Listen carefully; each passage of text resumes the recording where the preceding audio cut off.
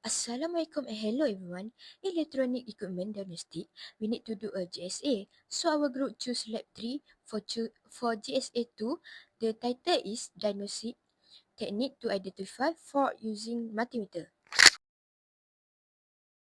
My name is Rafidatul Afisha binti Rohaizat. My matrix number 10 DEP 24F100C.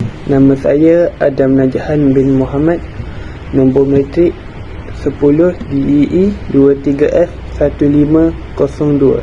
My name is Roshan. My matric number is 10DEE24F2020. First, we need to calibrate multimeter before testing. The multimeter is set to ohms meter mode. Then the probe are shorted and the zero adjustment now is adjusted until it shows zero. This step is important to ensure accurate reading during component testing. Resistor table. This table shows the result of resistor testing. For a normal resistor, the reading shows a fixed resistance value.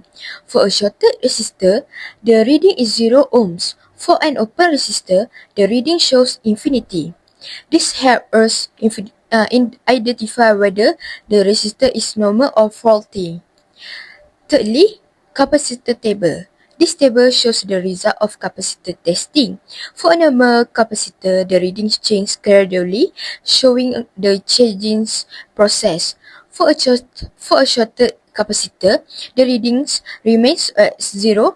For an open capacitor, the reading shows infinity. This allows us to determine the condition of the capacitor.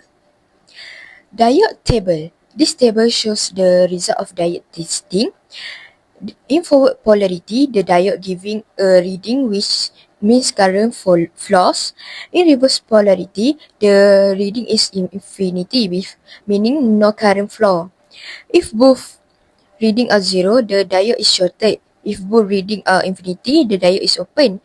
This proves the diode only allows current to flow in one direction. Transistor. This table shows the result of transistor testing.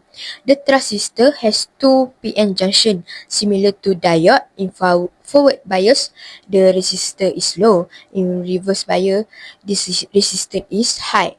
If both reading are high, the transistor is open circuit.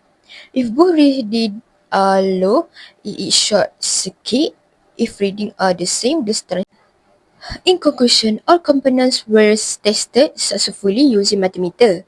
The result from the tables help us identify whether the components are normal, open or shorted. The experiment improves our understanding in diagnosis for using multimeter. Thank you for watching this video.